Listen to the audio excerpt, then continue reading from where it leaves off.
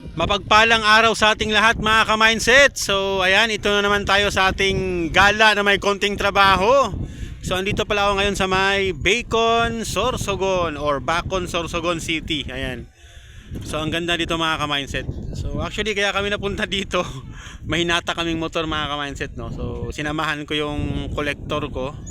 Syempre, alam mo naman, as a manager dapat support tayo sa ating mga subordinates. So para naman malaman nila na nandyan yung suporta ng kanilang store manager, samahan natin minsan. Hindi naman time to time, pero at least randomly, at least na nache-check yung trabaho ng ating mga collector, ating mga CI, ating mga credit investigator, dahil si store manager is hands-on. So yan lang naman mga ka-mindset.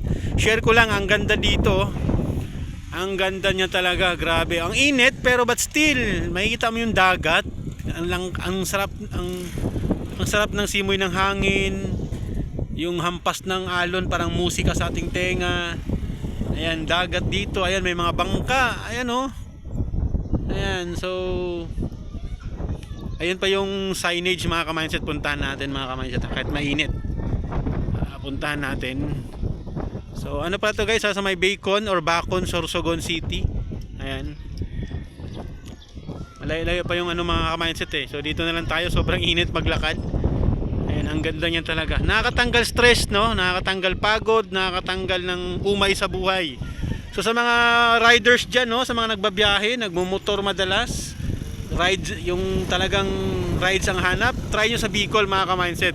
Especially sa may bandang Sorsogon City, Albay, ayan, ang daming mga tourist spot, ang daming pwedeng yung puntahan na sa mapa nyo lang nakikita or sa YouTube or minsan nga sa index card ko lang nakikita yun or sa postcard.